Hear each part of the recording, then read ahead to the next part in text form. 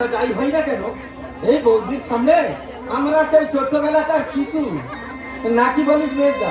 শুধু শিশুই নয় রে বোকা, এই বৌদি আমাদের স্নেহময়ী মা, আর আমরা হলাম এই বোকাটে মায়ের বোকাটে সন্তান।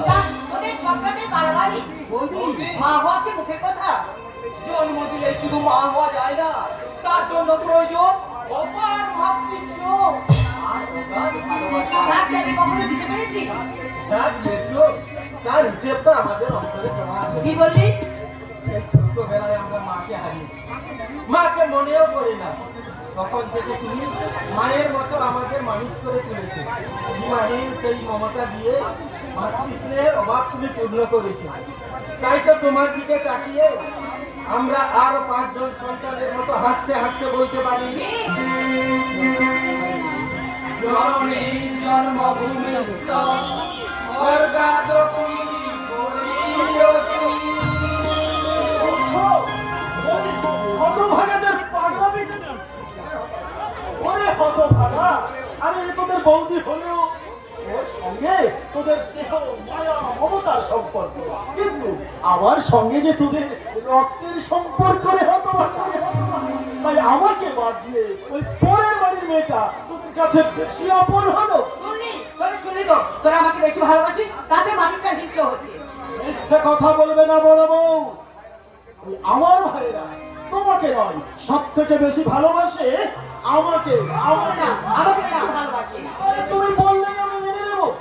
আচ্ছা আচ্ছা তুই বল, ওই হতভাগারা কাকে বেশি ভালোবাসে? ওকে না। সব থেকে বেশি ভালোবাসে আমার এই দেবতুল্য দাদা আর দেবীর মতো বৌদিকে। হতভাগী ভালোবাসাটাকেও সমান ভাগে ভাগ করে দিল। আলপনার বুদ্ধি আছে নাকি বলো বড় বউ? আরে প্রসাদের সন্দেশগুলোর উপর মাছি বসছে, কি বলছে? তোমাদের সব ভাইটা কি একই কথা? আটা হাত ধুয়ে এসো, তারপর প্রসাদ দেবো। প্রসাদ খাবো, তার আবার হাত মুখ ধুয়ে আসে। ওই সবচাইতে বড় সন্দেশটা তুমি আমাকে দাও। পরে সন্দেশটা কেন?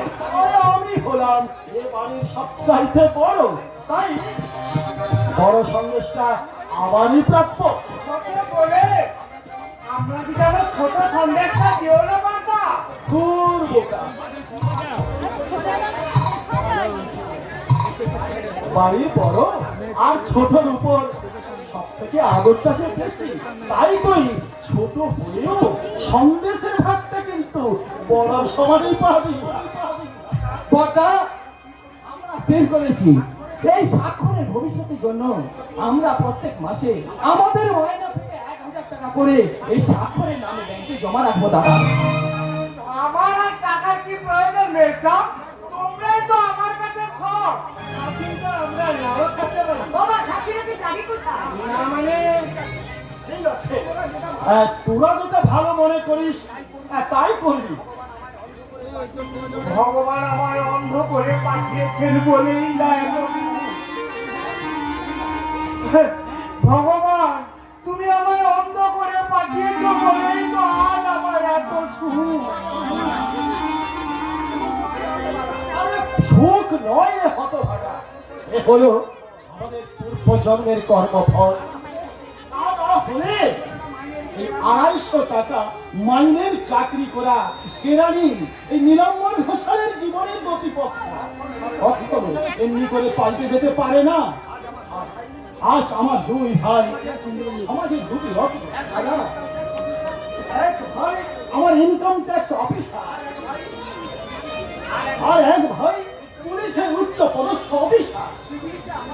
পৃথিবীতে আমার মতো সুখী আর কজন আছে তোরা বলতে পারি? দাদা দাদা, আমাদের একটা অনুরোধ আছে, তোমাকে কিন্তু মানতেই হবে। কিসের অনুরোধ? এবার থেকে আর তোমার চাকরি করতে দেব না। সংসারের সমস্ত দায়িত্ব এবার থেকে আমাদের। তা বললে কি হয় রে? আমি হলাম এই সংসারের খানদারি, তাই সংসারের সমস্ত দায় দায়িত্ব আমার করতে হবে। তবে তোরা যখন বলছিস এই চাকরিটা আমি ছেড়ে দিলাম। হ্যাঁ, তোদের কথা তো আমি রাখলাম, এবারে এবারে আমাদের কথাটাও যে রাখতে হবে তোদের। কি কথা দাদা? আমি বলবো বলো? না না না, বলবো তুমি বলো। তুমি বলো না। না না, তুমি বলো। ঠিক আছে বলছি। তো দাদার ইচ্ছে খুব শীঘ্রই তোর বিয়ে দেবে। দারুণ হবে বৌদি, মেয়েটার বিয়েতে খুব আনন্দ করবো, নাকি বলি কাকু? শুধু আনন্দ, খাওয়া-দাওয়াটাও বেশ ভালো হবে বাবা। চুপ কর হতভাগা, যেন কতকাল খাস নে। ও মা, এই কি কথা? তোমরা সব কেন বিয়ে করো না? আমার আমার কিন্তু ভালো লাগে না। ভালো লাগুক আর ছাই না লাগুক, সামনের মাসেই আমি কিন্তু তোর বিয়ে দেবো। কথাটা জানিয়ে দাও বড় বউ, দাও বড় বউ। ও যেন তৈরি থাকে। আমি বোঝাতে পারবো না। আরে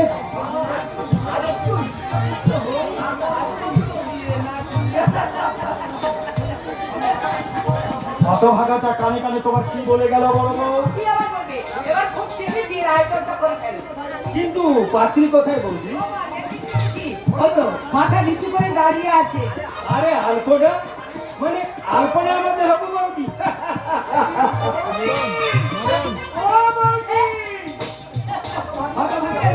চলে গেল। আর তোদের নতুন বৌদিকে কেমন দেখলি বল? আর তোর সাথে মানাবি তো? দারুণ মানাবে বৌদি, দারুণ মানাবে। কিন্তু বেশটা ওই বিয়ে মণ্ডপে ওকে একেবারে চমকে দেবো। না মানে যার মতামতটা যদি একবার মতামত? কিসের মতামত? আমি তোদের বড় ভাই, চিরকাল আমার মতামত এই সমস্ত কাজ হয়ে এসেছে। আজ আজ বিয়ের জন্য ভাইয়ের কাছে মতামত নিয়ে আমাকে পাত্র নির্বাচন করতে হবে। না মানে তোরা সবাই জানিস না, আলপনা আলপনা খুব ধনী বাড়ির মেয়ে। 2 বছর আগে কোনো দুর্বৃত্তের হাতে ওর মা বাবা ভাই বোন সবাই খুন হয়ে যায়। আর আলপনা কোনো রকমে ওদের হাত থেকে বেঁচে নিরাশ্রয় হয়ে পথে পথে ঘুরে বেড়াচ্ছিল। পথ থেকে তুলে এনে আমি ওদের বাড়িতে আশ্রয় দিয়েছি, সে কথা তোরা সবাই জানিস। তারপর আর মিষ্টি ব্যবহার দেখি আমরা একদিন স্থির করলাম ভাত করে সঙ্গে বিয়ে দেবো।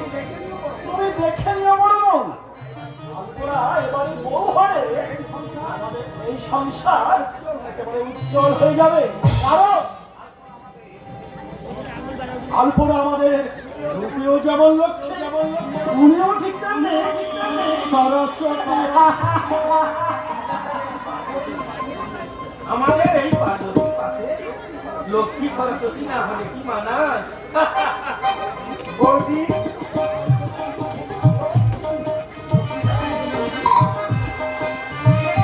সরস্বতী বুঝি খুব সুন্দর, হ্যাঁ, খুব সুন্দর। তোমার চেয়েও সুন্দর বুঝি। বোকা কোথাকার, লক্ষ্মী সরস্বতী হলে দেবী, আর দেবী সুন্দর না হইতে আমি সুন্দর হব নাকি?